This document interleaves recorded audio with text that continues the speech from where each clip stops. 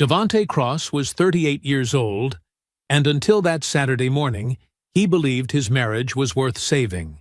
He was a logistics consultant who drove a regular truck, wore regular clothes, and never once mentioned to anyone that he had spent 12 years as a Navy SEAL.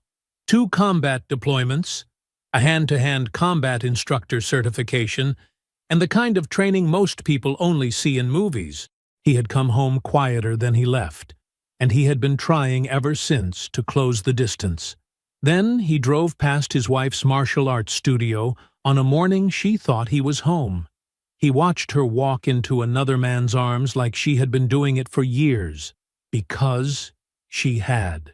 What Devonte found over the 5 days that followed, the hotel receipts, the deleted texts dating back 22 months, the secret account she had been quietly draining, didn't break him. It clarified him. And when her lover looked him up and down in that dojo, smiled at his students, and grabbed him by the shirt, he had no idea what he had just started. Before we jump into the story, comment where in the world you are watching from and subscribe, because tomorrow's story is one you need to hear. The coffee was black, and it was hot, and Devonte Cross had been sitting at the kitchen table since 5:47 a.m. That was normal. That was every morning. The security logistics report was open in front of him, a 12-page document from the regional shipping firm that paid him to think about threats before other people thought about breakfast. He read it the same way he read everything, slowly, completely, not missing anything. The television in the living room was on low. Weather, then traffic, then weather again. Outside the kitchen window, the neighborhood was still gray and quiet, the oak trees heavy with the kind of stillness that comes just before the world decides to wake up. Devonte lifted his coffee and took a sip. On the hallway wall, visible from where he sat, was the photo.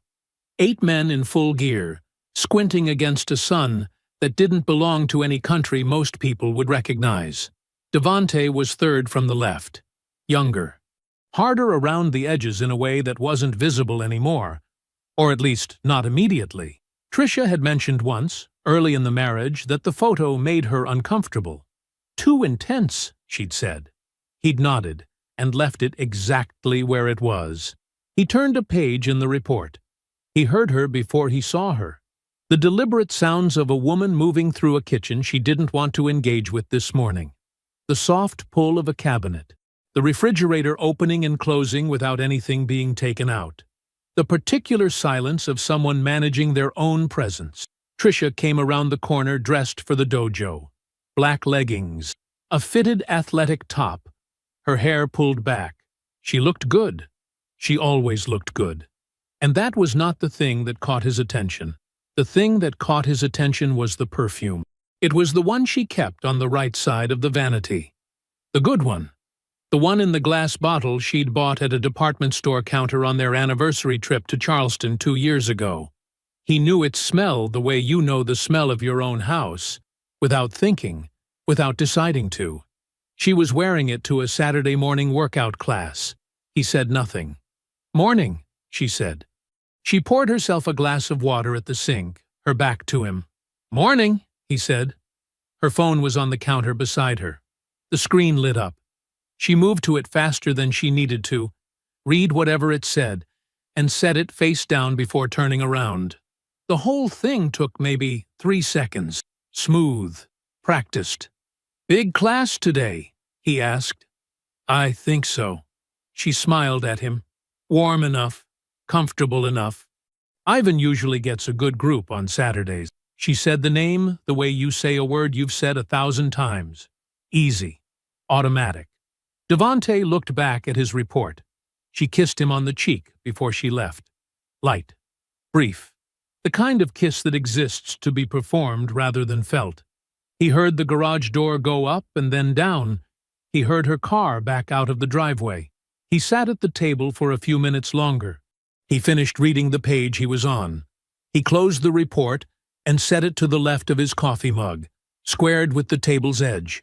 Then he got up, put on his jacket, and got in his truck. Okafor Elite Martial Arts sat on Delmar Avenue in a converted retail strip, a wide glass front with the name stenciled in bold gold letters, a wall of trophies visible even from across the street. The parking lot was half full for a Saturday morning. A handful of people moved in and out, gym bags over shoulders, kids in tiny uniforms trailing parents toward the door. Devante parked across the street and left the engine running. Trisha's silver Accord was already there, pulled into a spot near the entrance. She was still in the car. He watched. Ivan Okafor came out of the front entrance at 8:14 a.m. Devante had seen the name on the dojo's website. He had not seen the man. He took stock of him now in the automatic, unhurried way of someone trained to assess without staring, tall, wide through the shoulders, the kind of physical confidence that didn't need to be announced because it was just the way the man occupied space. Like he'd done the math and confirmed he was the largest variable in the equation. He was wearing a dark track jacket over his GI pants, a silver watch catching the morning light. He drove a black Audi parked in the reserved spot nearest the door. He walked straight to Trisha's car before she got out, like he knew exactly where she'd park. She stepped out, smiling, and something in Devante went very, very still. It wasn't the smile. It was what the smile meant. It was loose in a way that smiles aren't when you're performing them. Easy, unguarded, real. Ivan put his hand on the small of her back as they turned toward the entrance, and Trisha leaned into it.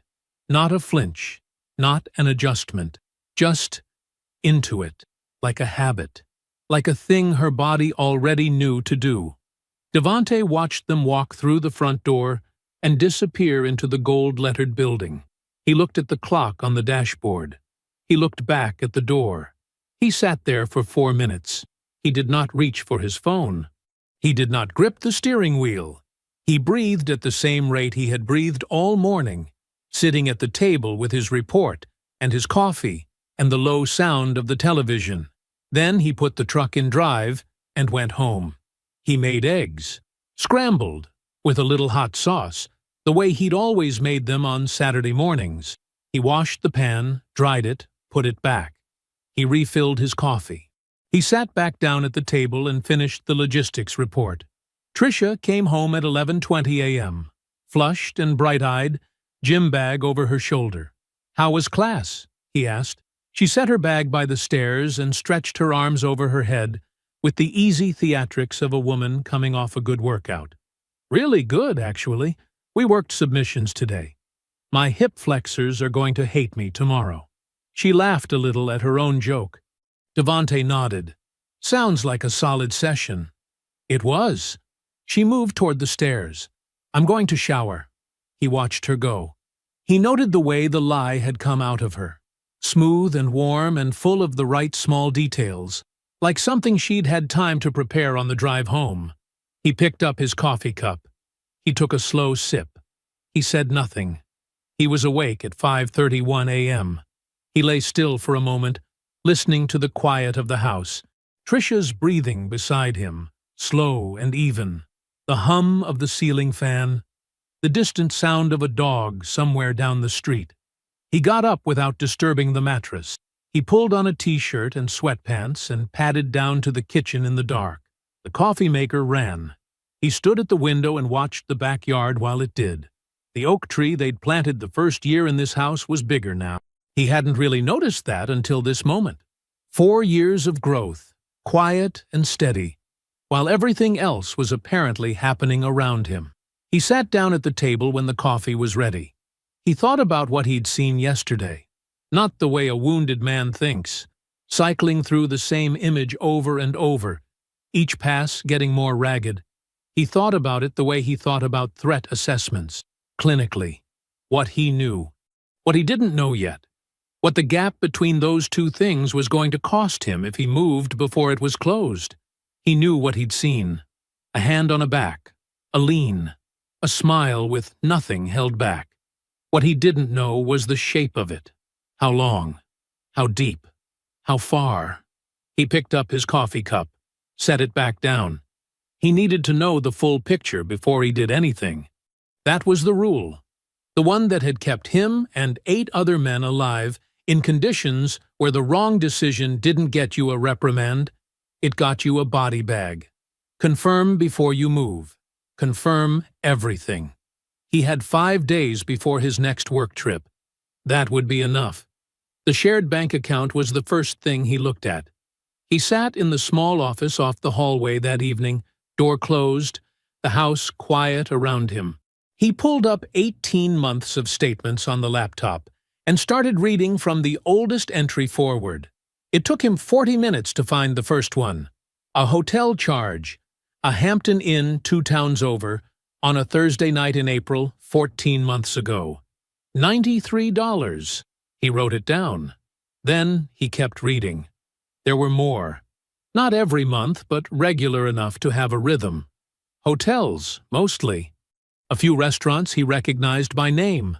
The kind of places with dim lighting and no kids' menus. The kind you take someone when the meal is not really about the food. He cross-referenced dates against his own calendar, his travel schedule, his deployment records. Almost every charge landed on a night he was away. The ones that didn't landed on days Tricia had told him she was doing something else. He wrote them all down. 22 months of charges. The earliest one was dated 3 months after he came home from his second deployment. He stared at that date for a moment. Then he closed the browser and opened another one. The cloud backup was something he'd set up 4 years ago on their shared phone plan. It was a system he'd built more out of professional habit than suspicion. He backed everything up. Work files, personal files, photos, communications. He hadn't looked at it in 2 years, and he was reasonably certain Tricia didn't know it existed. He'd never mentioned it. There'd never been a reason. There was a reason now. The deleted texts loaded slowly, recovering in fragments the way old data does. He sat in the office chair and read through them in silence. They went back further than the financial records. He read them in order, following the thread from careful and somewhat guarded at the start to something much more open and much more intimate by the time the record caught up to the present. Ivan called her his, casually, repeatedly, like a word he'd decided on and used without thinking about it anymore. Tricia told Ivan she had never felt this seen. He read that one twice. He thought about the deployment, coming home quieter than he left, finding it hard to re-enter the rhythms of an ordinary life after 16 months in a place that was the opposite of ordinary in every possible way. He knew he'd been distant. He knew he hadn't always been easy to reach. He had been working on it, slowly, without making a production out of it, the way he worked on most things. Apparently, she hadn't waited. And then, reading further back, to the messages from that first year, he found the part that shifted something cold and specific into place beneath his ribs. Tricia, in a message to Ivan, writing about a conversation she'd had with their mutual friends, describing how she'd told them that Devante just wasn't emotionally available since he got back, describing how people understood, how they felt for her. He had been walking around in a community that had already heard his wife's version of events for nearly 2 years. He had been tried and convicted in rooms he'd never been invited into. He sat with that for a long moment. Then he closed the laptop. He backed everything up twice. The financial records, the statements, the printed copies of the texts he'd photographed from the screen, one copy on a USB drive he locked in the small fireproof box in the closet, one copy on a secure cloud account Tricia had no access to and no knowledge of. Then he went to the kitchen and started dinner. He made chicken, rice, and the roasted vegetables Tricia liked. He set the table properly, placemats, glasses, the whole thing. He had the news on low in the background when she came downstairs and saw the table. "Oh," she said, "you cooked." "Felt like it," he said. She sat down across from him and he filled her glass with water. "How was your day?" he asked. She told him. Some billing issue at work. A coworker who talked too much. a lunch she'd had at the place near her office. She told it all with the ease and texture of someone who had been telling the truth their whole life. He nodded in the right places. He refilled her glass when it was low. He had everything he needed. He drove over on a Tuesday. He'd spent the 2 days before it doing ordinary things: work, groceries, a load of laundry. He let the plan sit in the back of his mind the way he used to let mission prep sit. Present, but not rattling around, not demanding attention before it was time. When Tuesday evening came, he changed out of his work clothes and put on dark jeans, a gray Henley, and his work boots. He checked himself in the mirror once. He looked like a man who installed cable or drove a delivery truck. Good. Okafor Elite Martial Arts sat on the corner of a strip between a tax office and a cell phone repair shop. The sign above the door was clean and professional, black and gold, the dojo name in bold block letters with a small silhouette of a fighter mid-kick beneath it. Through the front window, Devante could see the warm glow of interior lights and the movement of bodies on the mat. He pushed through the door. The smell hit him first. Rubber mat and effort and something faintly chemical from the cleaning spray they used on the floors. It was a familiar smell, not from his own training specifically, but from the kind of utilitarian spaces where men came to test themselves. A teenager near the back was gathering water bottles off the floor.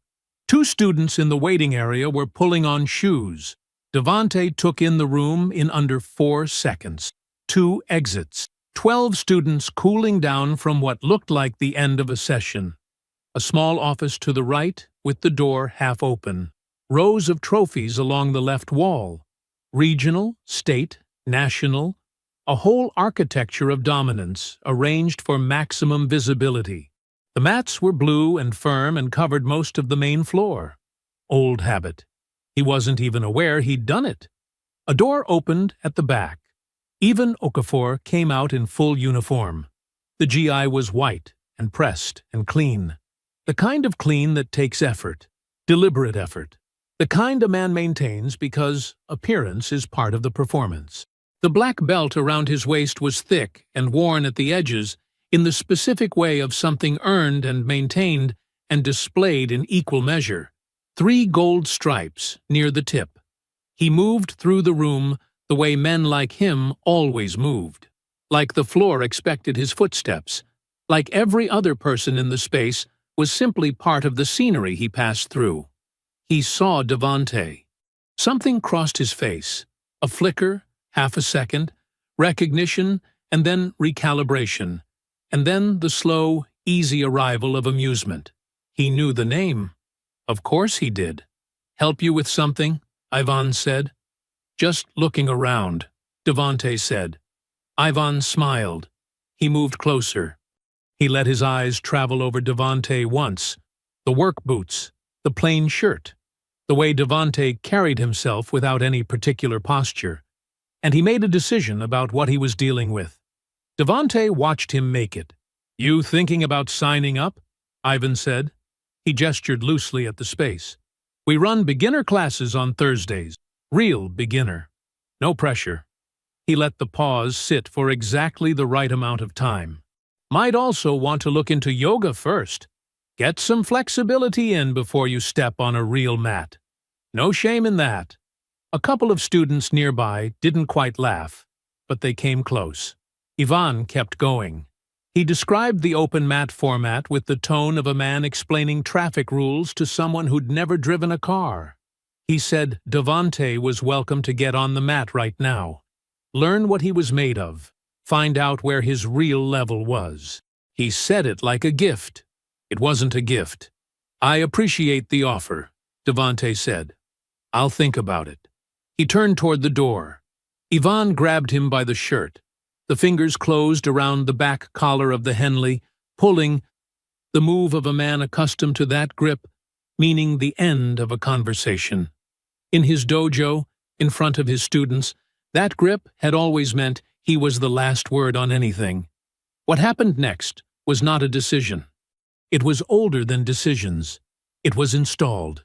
Devante pivoted inside the grab in one motion, stripped the hand at the wrist with a leverage that bent Ivan's elbow the wrong way, just enough to break the grip, and used Ivan's own forward pull to redirect him, a controlled takedown that put 210 pounds of black belt down on that blue mat with a force that shook the trophies on the wall. Ivan recovered fast. The black belt was not decorative. He scrambled, got back to his feet with real speed, and the next 30 seconds were genuine. Even through combinations that had technique behind them, he secured a ground scramble. For one moment he achieved a dominant position and pressed it hard. And then Devante shifted. The stillness dropped away. Something moved behind his eyes that had no name in sport and no parallel in a dojo. He slipped Ivan's control the way water finds the space between stones, not against the technique, just through it, past it. And he applied the submission with the cold, architectural precision of a man who had learned this not in competition, but in the dark, in bad places, for real reasons. 8 seconds. Ivan was face down, arm locked, completely controlled. The room was silent. Devante released him and stood. He was not breathing hard. In the stillness after, something skidded across the mat from Devante's pocket, lost in the scramble. It came to rest near Ivan's hand. Ivan picked it up automatically, still dazed, still processing the fact of the mat against his face. He looked at it. A military ID card. Government issue. The photo matched the man standing above him without expression. The text read, U.S. Navy, Special Warfare Operator. Ivan stared at it. His face moved through several things in a row, none of them good. Devante crouched down, took the card back, and slid it into his pocket. He straightened and smoothed the front of his Henley with one hand. You should call your wife tonight, he said quietly. Just to check in. He walked out through the front door. The room stayed silent behind him. He sat in his truck in the parking lot and gave it 2 minutes. Let his breathing settle the rest of the way. Let the adrenaline finish its run through his system like he'd been taught, moving with it instead of against it until it passed. Then he took out his phone and opened the voice memo app. He spoke clearly and without pause. He recorded the time, the date, the location. He described the interaction in sequence, what Ivan had said, the exact words, the offer, the grab. He was precise. He left nothing out. He noted the names of the students who had been close enough to hear. He time-stamped the file and saved it. Then he scrolled to Uncle Ray's number and called. It rang twice. Hey, Unc, he said. You still know that attorney? The one who does divorce? Uncle Ray's house was a 10-minute drive from the dojo. Devante knew every turn without thinking about it. He had been making this drive since he was a teenager, after practice, after school, after the 2 deployments that brought him home quieter than he left. Ray's porch light was always on. That had never changed. He knocked once. Ray opened the door in a cardigan and reading glasses, a paperback still in his hand. He took one look at Devante's face, the stillness of it, the particular kind of calm that meant something significant had happened, and stepped back, without a word. He went directly to the kitchen and put on coffee. Devante sat down at the kitchen table. The same table, the same chairs with the same slight wobble on the left rear leg that Ray had been meaning to fix for 6 years. A police scanner murmured low on the counter. A stack of mail sat unopened near the fruit bowl. Ray set 2 mugs down and sat across from him. Talk, he said. Devante talked. He went through it in order. The parking lot on Saturday morning, the hand on Trisha's back, the 5 days of reconnaissance, the hotel charges, 22 months of them, the texts he had pulled from the cloud backup. He described the texts without editorializing. He said what Ivan called her. He said what she wrote back. He watched Ray's jaw tighten and kept going. He described the dojo, the GI, the trophies, the way Ivan had looked at him and made a decision about what he was dealing with, the open mat challenge, the grab. He described what happened after the grab. Ray sat forward. He put his hands on you. He did. In front of his own students. About 12 of them. Ray took his glasses off and set them on the table. He pressed 2 fingers to his forehead and was quiet for exactly 3 seconds. Then, he was not quiet. He wanted to drive back to that dojo right now. He wanted to make phone calls. He knew people from church, people from the neighborhood, people who had sons and daughters enrolled at Okafor Elite who needed to know exactly what kind of man was running that place. He wanted to call Trisha's mother, who had always thought Ray hung the moon and who would not stay silent once she knew. He said all of this at volume, his hands moving, the coffee going untouched. Devante let him finish. He did not interrupt. He did not try to calm Ray down. Ray's anger was real, and it was right, and it deserved to exist in full before the plan entered the room. That was how it worked between them. Ray held the fire. Devante held the blueprint. When Ray finally sat back and exhaled, Devante leaned forward and put both forearms on the table. 3 tracks, he said, all moving at the same time. Ray picked up his mug. He was listening now. First, I call Diana Osei in the morning. Get in front of her this week, before Trisha knows a single thing is moving. He laid it out plainly. The house was primarily in his name. The retirement accounts, the investment portfolio, the equity they had built. He had been the financial engine of the marriage for 9 years. He had rights he hadn't used yet. Diana would know exactly how to protect them before anyone could respond. Trisha moves nothing, touches nothing, because she won't know there's anything to move yet. Ray nodded slowly. Second track. Ivan's reputation. Devante's voice stayed even. He built that dojo on community trust. Parents dropped their kids off there. He applied for a veterans grant last quarter. I found the announcement in a local business newsletter. I served with 2 men on that board. They don't know his name yet. He paused. They will. Ray set his mug down carefully. Third, I confront Trisha, but only after the first 2 tracks are already locked. Not before. If she finds out early, she calls a lawyer. She starts moving the money she thinks I don't know about. She gets her story circulating before mine. I don't give her that window. He looked at his uncle steadily. She goes last. The kitchen was quiet, except for the scanner. Then Devante said, I need you to do something when the time comes. Ray straightened. Brenda Okafor. He watched Ray's face. You know her. From the neighborhood association, Ray said. 3, 4 years now. She's good people. She handles all the dojo's books. She's a co-owner. Devante let that land. She doesn't know anything, and she deserves to. Not from me, from someone she already trusts. He held Ray's gaze, not to hurt her, just to make sure she has what she's owed before Ivan can get ahead of it. Ray was quiet for a long moment. A woman who handles the books, he said slowly, and finds out her husband's been running around for 2 years, becomes the most powerful person in his financial world, Devante said. Overnight. Ray sat back in his chair. He looked at his nephew the way he had looked at him the morning he drove him to the recruiter's office, like he was seeing something fully formed that had been growing for a long time. Your grandmother, he said, raised you right. Devante finished his coffee. He drove home through quiet streets, changed, and got into bed. He closed his eyes. He slept without difficulty. In the morning, he called Diana Osei's office to schedule a consultation. Diana Osei's office was on the 4th floor of a building 2 blocks from the courthouse. No art on the walls, no decorative anything, just clean lines, a wide desk, and shelves of organized binders that had the look of weapons stored properly. The window behind her let in flat morning light.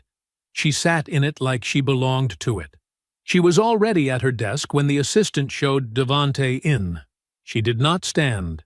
She gestured to the chair across from her and picked up her pen. Start from the beginning, she said. Don't summarize. I'll tell you what's relevant. Devante started from the beginning. He did not summarize. He went through it the same way he had gone through it with Uncle Ray. In order, without editorializing: the parking lot, the cloud backup, the hotel charges, the texts. He placed a USB drive on her desk. He placed a printed folder beside it. Inside the folder, a timeline he had constructed himself, dated and sourced, with the relevant financial statements tabbed and flagged in blue. Diana did not reach for either item while he spoke. She wrote notes in a compact, economical hand and asked questions at precise moments, not to slow him down, but to pin specific facts into place. How long had he been the primary earner? Were any accounts held jointly? Was his name on the deed alone or both names? What was the current market value of the house? When he finished, she reached for the folder. She went through it the way a doctor reads a chart, quickly, thoroughly, without reacting. She opened the USB drive on her laptop. She reviewed 3 documents, cross-referenced 2 of them against each other, and made a single additional note. Then she closed the folder. "You've done my first 3 weeks of work for me," she said. She turned the legal pad to face him. On it, she had drawn a simple column structure: assets on the left, documentation status on the right. She walked him through it, without decoration. The house, in both names, but financed primarily through his income, would be treated as a marital asset. His documentation of financial contribution was strong. The retirement accounts, both his and hers, were subject to division, but the disparity in contribution was significant and well documented. The investment portfolio, which he had built incrementally over 6 years, was the most valuable single asset outside the house. The texts and hotel records did not automatically determine the financial outcome in this state, she explained, but they established a clear pattern that supported his characterization of the marriage's breakdown. They mattered. "What they mostly do," Diana said, "is establish that you are not the aggressor, and never were. That matters for how mediation goes. And it matters for how a judge reads this if it goes past mediation." She set her pen down.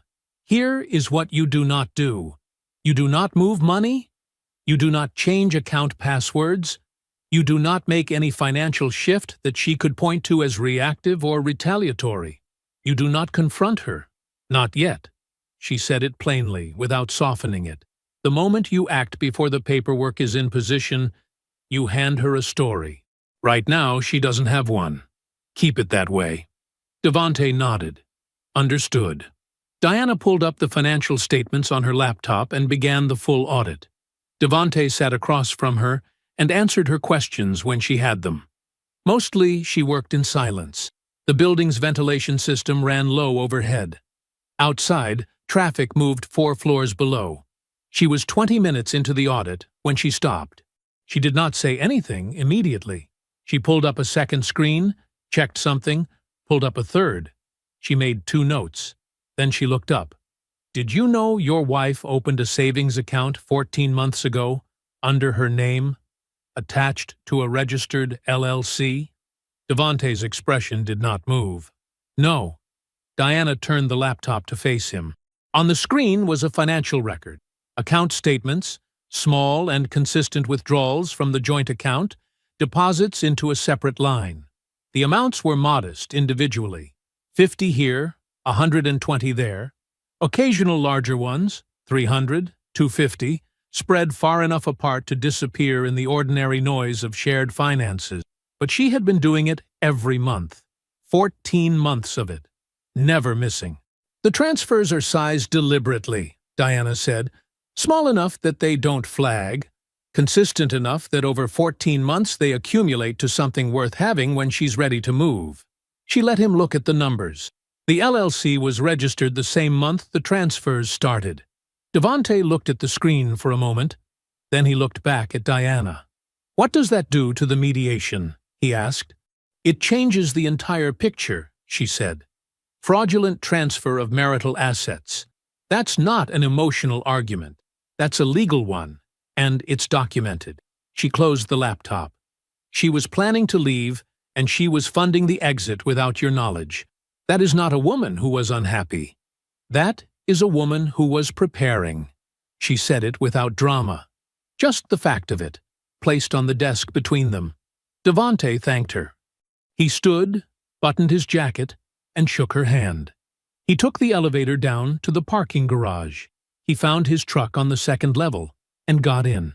He sat with his hands resting on the steering wheel and looked at the concrete wall in front of him. 14 months. Every dinner. Every ordinary evening on the couch. Every time she asked about his day, or complained about traffic, or said she was tired and went to bed early. Every morning she left for the dojo in her workout clothes, with her phone face down in her bag. Every single one of those moments, she had already been building the door she planned to walk out of. He sat with that for a few minutes. Not long, just long enough to let it be true. Then he started the engine. He drove home. He defrosted chicken, cooked rice, set the table. When Tricia came in from work, she dropped her bag by the door and said the traffic on 5th had been impossible. "Rough day," he said, from the stove. "The usual," she said. He nodded and told her dinner would be ready in 10 minutes. She went upstairs to change. He stirred the rice and said nothing else. The mixer was held in a rented events space above a hardware store on Clement Street. String lights, high-top tables with white cloth, a cash bar in the corner doing steady business by 7 o'clock. The kind of room where small business owners came to feel connected to something larger than their own four walls. Devante wore a light blue button-down and dark slacks. He looked like a man who managed inventory or reviewed shipping contracts, which was exactly the point. He collected a name tag from the table at the door, wrote Devante, Logistics, and moved into the room. He had been to 100 rooms like this one. Different cities, different occasions, same geometry. People standing in clusters of 2 or 3, drinks held at chest level, voices calibrated to carry just far enough. He knew how to move through a space like this without drawing attention or leaving gaps. You smiled when someone caught your eye. You asked about the business, not the person. You listened more than you talked. You became part of the wallpaper, and the wallpaper heard everything. He recognized Brenda Okafor from the photo Uncle Ray had described to him. She was standing near the far end of the room beside a display table. Brochures for Okafor Elite fanned out neatly, a framed photo of the dojo's competition team, a sign-up sheet for a free introductory class. She was talking to a woman in a yellow blazer, nodding with the focused attention of someone who genuinely cared whether the conversation was useful. Devante drifted toward the table. He picked up a brochure. He read it with the mild interest of a man who had no particular stake in it. Brenda finished her conversation, turned, and noticed him looking at the competition photo. "You thinking about signing up?" she asked. Easy smile. Practiced, but not fake. "Maybe," Devante said. "I've been looking for something to get back into. Used to train a little years ago." "What kind?" "Mixed. Here and there. Nothing serious." She nodded. "We've got a good adult fundamentals class. Tuesday and Thursday evenings." She tapped the sign-up sheet. "No pressure. First class is always free." "I'll think about it," he said. They talked for 4 minutes.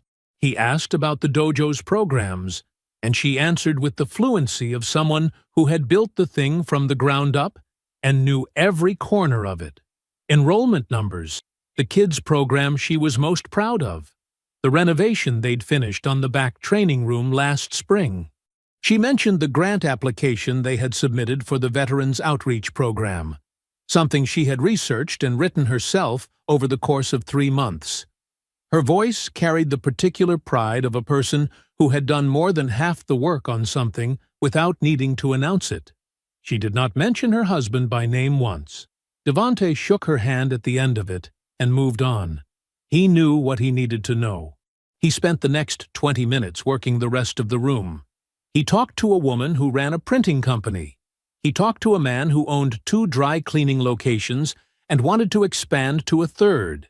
He drank tonic water with lime and laughed at the right moments, and was completely, pleasantly unmemorable. Then he heard Ivan's voice from across the room. He did not turn immediately.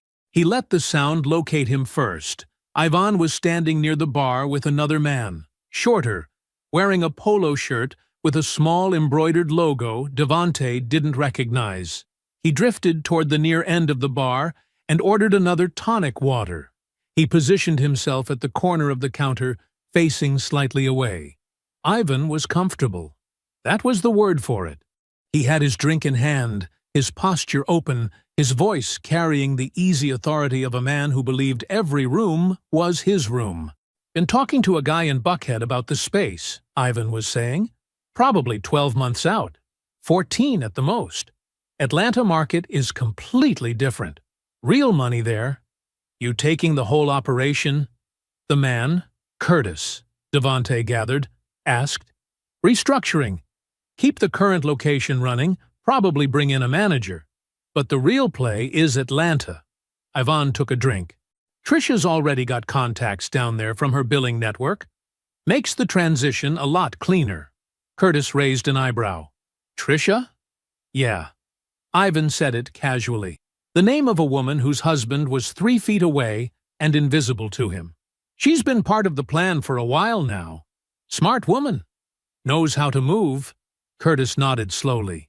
"My wife doesn't know yet," Ivan said, quieter, but not nearly quiet enough. "That's the part I'm managing. But it's close." He said it the way a man talks about a business complication, not a person, a variable. Devante stood at the bar.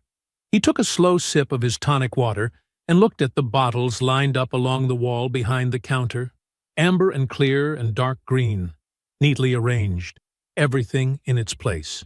He set his glass down, thanked the bartender, and walked out. He sat in his truck and let the quiet settle.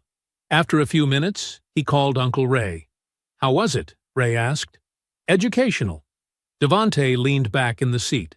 "She built that grant application herself. Spent 3 months on it. She has no idea about any of it." Ray was quiet for a moment.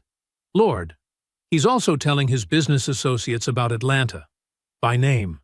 Devante watched a couple leave the building entrance, laughing at something. "Trisha's a logistics problem he's solving. That's all she ever was." "She doesn't know that either," Ray said. "No," Devante said. "She doesn't."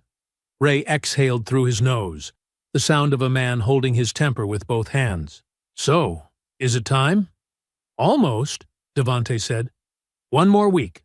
Ray said, "I'm ready when you are." "I know you are," Devante said. "1 more week." He ended the call. He started the engine and pulled out of the lot. The house was quiet by 10. Trisha had gone to bed at 9:30, the way she always did on weeknights. A glass of water on the nightstand, a podcast playing low, the light out by the time the first segment ended. He had listened to her footsteps cross the ceiling above him, the creak of the bed. Then, nothing. Devante sat at the kitchen table and looked at what 6 weeks of work looked like when it was finished. The documents were organized into 3 identical sets, each in its own manila folder. Hotel receipts sorted by date, printed texts with the relevant passages marked in the margin, bank statements with the LLC transfers highlighted in yellow, Diana's preliminary filings, the voice memo transcripts, everything labeled, everything numbered. He had done this kind of work before, in other contexts, for other purposes. The discipline was the same. You gathered, you verified, you organized, you prepared, and then you waited for the moment the preparation became action. He was done waiting. He took out his phone and called Uncle Ray. It was late, but Ray picked up on the second ring. He always did. "It's time," Devante said. "Contact Brenda." A short silence. Then Ray said, "I'll reach out to her tomorrow morning." "Through Denise," Devante said. "Keep it quiet." "I know how to do this," Ray said, and there was no irritation in it, just the calm of a man who had been waiting 6 days for this exact instruction and was ready. "I'll be careful with her. I know you will. Get some sleep." Ray said. Devante said good night and ended the call. Ray called back the following evening, just after 6. Devante was in the garage, reorganizing a shelf he didn't need to reorganize. His hands needed something to do. I met her for coffee, Ray said. Little place on Marbury Street. Denise made the introduction. Brenda thought it was a general community thing. I waited until Denise stepped away. He paused. I gave her the dates. The hotel near the airport. The LLC name. Told her to pull the transaction records herself before she did anything else. How did she take it? Ray was quiet for a moment. She didn't say much. Just sat very still and asked me if I was sure. I told her I was. She asked if I had anything in writing. I gave her the 2 pages Diana cleared for disclosure. And then? She folded them and put them in her bag, Ray said. Stood up, shook my hand, thanked me, walked out. Devante waited. She wasn't crying, Ray said. She was pulling records. I know because Denise texted me an hour later. Brenda had already called the bank. Devante set down the box he was holding. Brenda Okafor had her name on every account that kept Okafor Elite running. Had from the beginning. She had built those accounts alongside everything else. And what she built, she could also close. Okay, Devante said. Yeah, Ray said quietly. Okay. The next evening, Tricia made pasta. She set the table without being asked, which she rarely did anymore, and they ate with the television off and the kitchen light warm above them. She was in a good mood. Devante noted it without comment.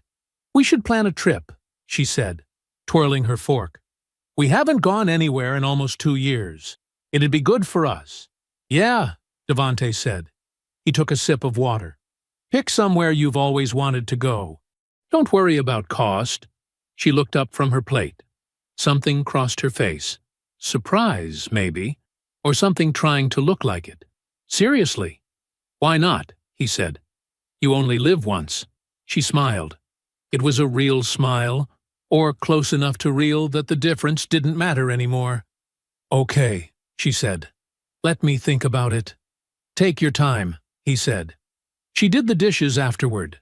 He dried them and put them away, and they moved around each other in the kitchen with the practiced efficiency of 2 people who had shared a small space for a long time.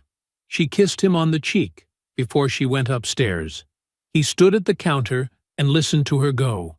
He was still at the table at 11:30 when the house had been silent for over an hour. He got up. He walked to the hallway. He lifted the SEAL team photo off the wall. The nail left a small, pale circle in the paint, and carried it back to the kitchen table. He set it down and looked at it. 14 faces, desert light behind them, some of them squinting, none of them smiling exactly, but something close to it. Men who had known precisely what he was capable of, and who never once asked him to be less than that. He had not looked at this photo, really looked at it, in a long time.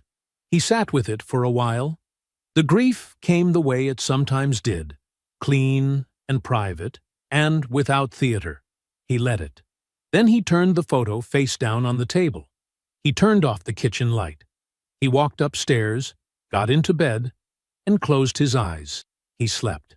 Tomorrow was the day. She came downstairs at 7:45. Devante heard her before he saw her. The particular sound of her weekend routine, the deliberate footsteps, the bathroom door, the quiet that followed. He had been at the kitchen table for 40 minutes already. Coffee made, 2 cups poured. The manila folder centered in front of him like a place setting. He heard her on the stairs. She came around the corner into the kitchen, already dressed for the dojo. Fitted black leggings, a zip-up jacket. Her hair pulled back the way she wore it when she trained. She stopped when she saw him. You're up early, she said. Sit down, Tricia. Something in his voice made her still. Not the words, the flatness behind them, the complete and total absence of anything to read. She sat. She looked at the folder. She looked at the 2 cups of coffee. She looked at him. What is this? He opened the folder and placed the first item on the table between them. A hotel receipt. The Hampton near the airport. Printed clean, the date visible in the top right corner, the room charge itemized below. October 14th, he said. 18 months ago. She looked at it. Her jaw tightened. He placed the second item beside it. Another receipt. Different hotel. Different date. November 2nd, he said. He placed a third item on the table. A printed text message. Ivan's name at the top. You're mine. And Trisha's response below it. I know I am. Her composure cracked. It happened fast. A sudden shift in her breathing, her eyes moving away from the paper and then back, her fingers pressing flat against the table's edge. Devante, there are 22 months of records here, he said. He was not loud. He was not cold. He was simply precise. Hotel charges, restaurant charges, texts. Some of them you deleted. The cloud backup you didn't know I had set up caught them. She said, I can explain. He placed the fourth item on the table. The LLC transfer records. Diana's summary sheet on top. 3 months of statements beneath it. Trisha looked at the papers. The color shifted in her face. This is the account you opened 14 months ago, he said. Here are the transfers. Small enough to miss if no one was looking. Consistent enough to tell a clear story once someone was. She sat back. She crossed her arms. When she looked up at him, something had reorganized behind her eyes. The same pivot he had watched her practice, probably without knowing she was practicing it. The move, from caught to injured. You were never here, she said. Her voice shook, but the words themselves were smooth, like something said before. You came back from that deployment and you just disappeared. You were in this house, and you were gone. I was lonely, Devante. I was lonely for 2 years while you were right here. He set the next document on the table. She looked down at it involuntarily. What is? That's the timestamp on your first text to Ivan, he said. 11 weeks after I got home. She went quiet. You were telling people I was emotionally unavailable before the sheets were cold, he said. Still flat. Still even. You built that story while you were building everything else. It wasn't… She stopped. It wasn't supposed to go this far. He placed the last document on the table. She didn't look at it. Devante. Her voice had changed again, softer now. Something that wanted to sound like remorse. Is there any way? Can we talk about this? Can we… She reached for her phone. Diana Osi is my attorney, he said. You'll want to retain your own before you make any calls. Her hand stopped on the phone. She stared at him.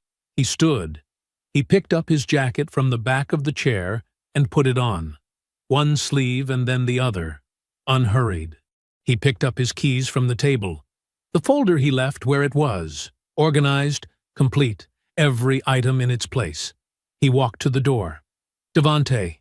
Her voice followed him across the kitchen. Where are you going? He paused at the door. He did not turn around.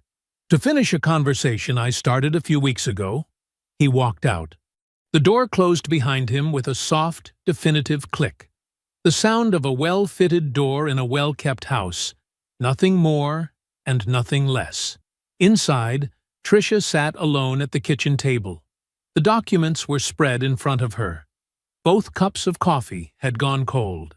The morning light came through the window above the sink the way it always did, warming the same pale countertop it had warmed for 4 years, falling across the same floor, filling the same quiet.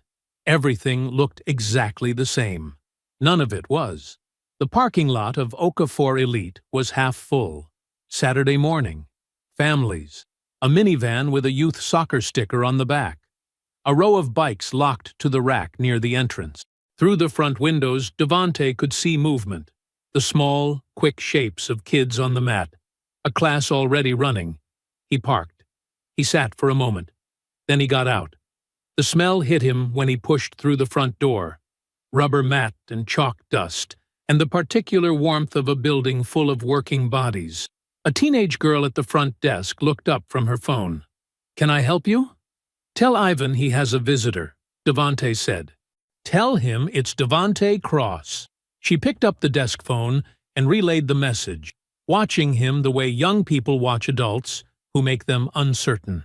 Devante stood with his hands in his jacket pockets and looked at the trophy wall.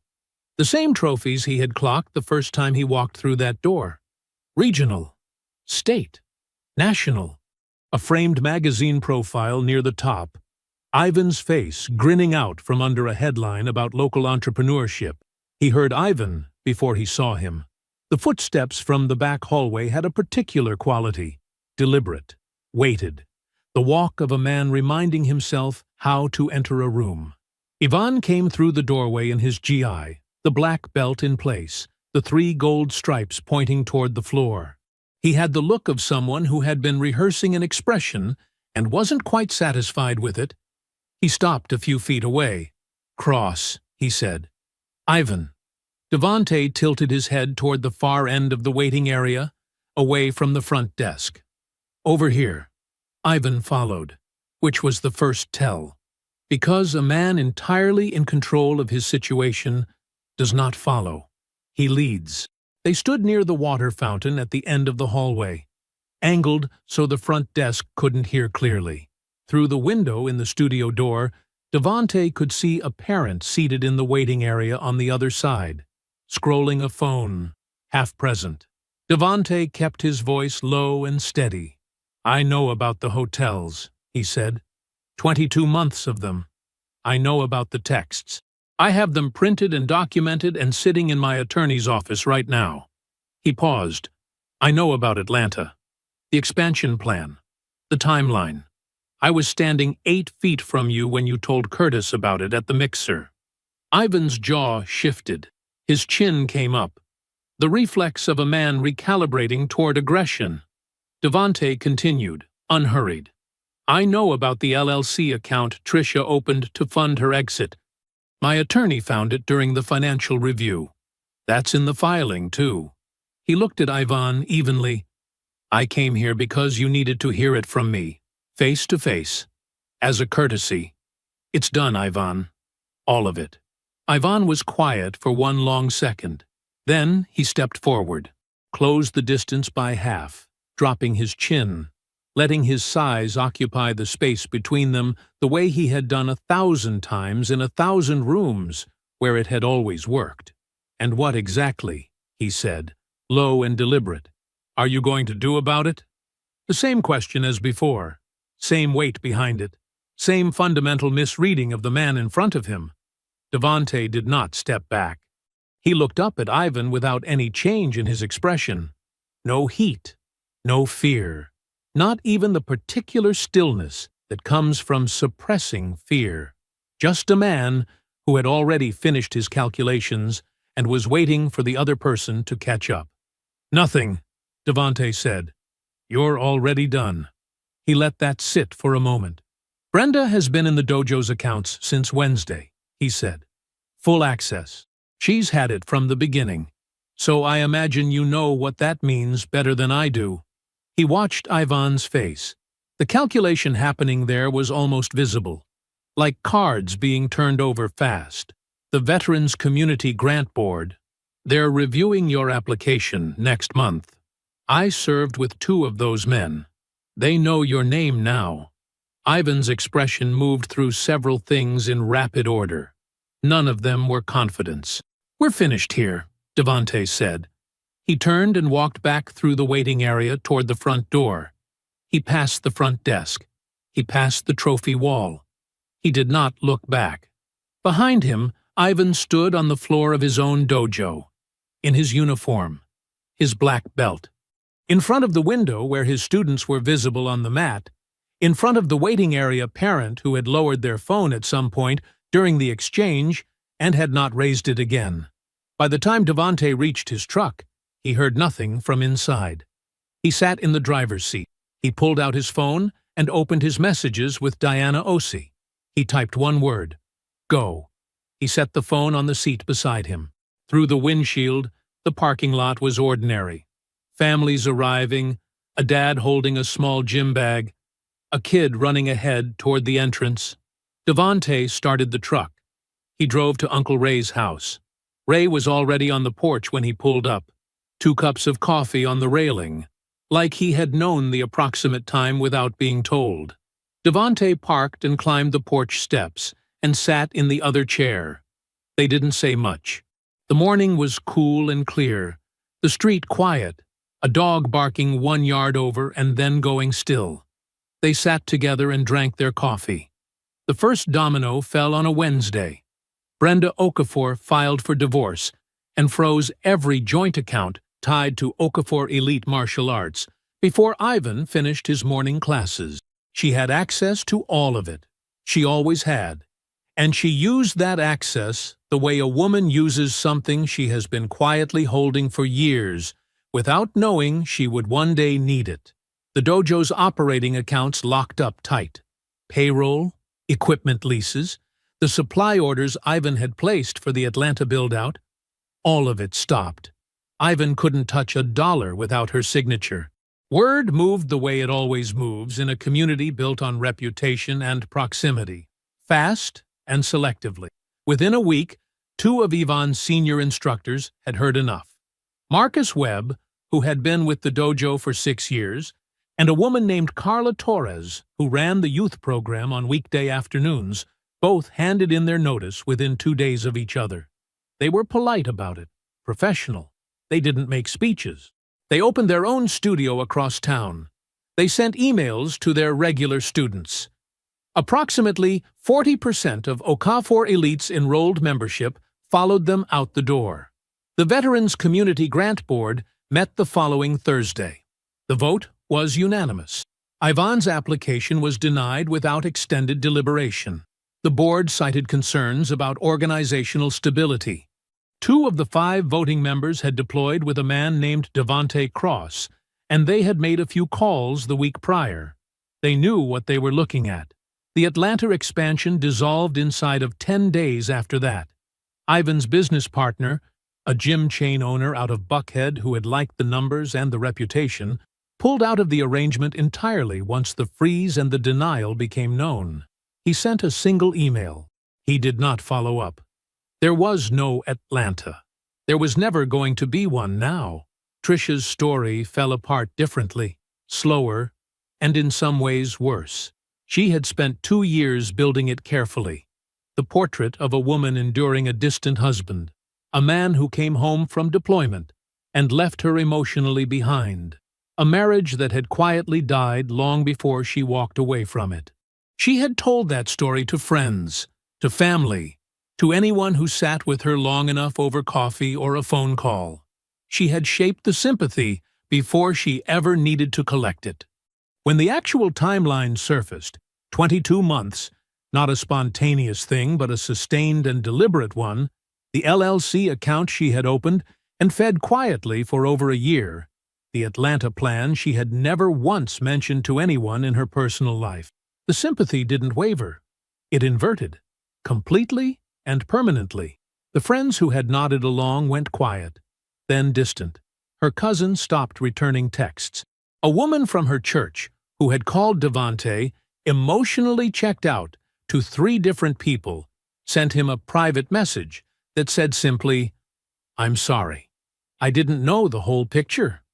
Devante read it, replied with 2 words, "Thank you," and moved on. Diana Osi handled the mediation with the unhurried efficiency of someone who had prepared so thoroughly that the outcome was never seriously in doubt. She placed the LLC transfer documentation on the table at the first session and let it speak. 14 months of transfers, carefully sized, consistent. A paper trail that told a very clear story about intent. Trisha's attorney, a decent enough lawyer who had walked into the room expecting a contested proceeding, took one look at the documentation and quietly advised his client to consider her options. Trisha signed. She received considerably less than she had planned for. The house stayed with Devante. The majority of the investment accounts stayed with Devante. The exit she had engineered over 14 careful months. The funded escape. The new life waiting in Atlanta yielded a fraction of what she had built it to produce. She and Ivan lasted 4 months after that. Ivan, facing a collapsed business and his own divorce proceedings, ended it without drama or explanation. No long conversation, no real goodbye. He had never been building toward her. She had been a plan, and the plan was gone, and so he moved on to whatever came next. Devante heard about it through Uncle Ray, who relayed the information with a particular kind of quiet satisfaction, and then did not mention it again. 14 months after Diana filed the final paperwork, Uncle Ray hosted a gathering on a friend's rooftop in the middle of the city. Nothing formal. Good food, low music, people who had known each other long enough that nobody needed to explain anything to anyone. Devante had sold the house 3 months after the divorce finalized. He bought a smaller place, a 2-bedroom not far from where he grew up. Clean lines, good light, no compromises built into any of it. It was entirely his. The silence in it belonged to him. He had been promoted at the firm in the spring. Senior logistics consultant, a title that meant more responsibility and more latitude, both of which suited him.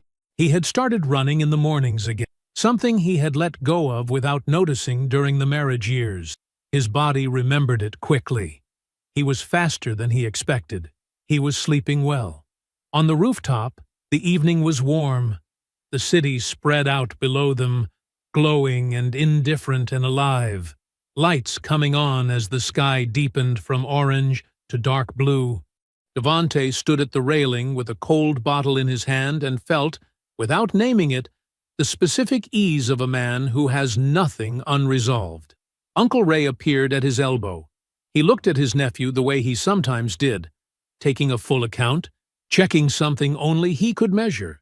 And then he said, "You know what your grandmother would say right now." Devante smiled.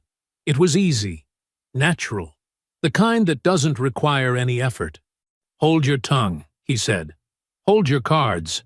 Ray clinked his bottle against Devante's.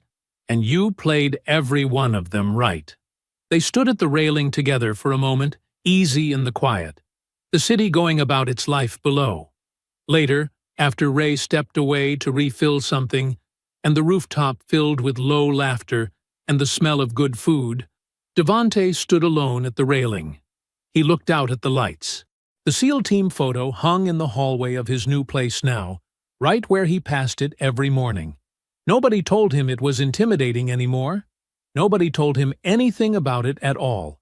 It was just there, the way the truth is just there. Present, unambiguous, requiring no explanation. He took a long breath. He was exactly where he was supposed to be. I hope you enjoyed that one. Be sure to like the video and subscribe so you don't miss the next story. I've picked out 2 more for you that I think you'll really like.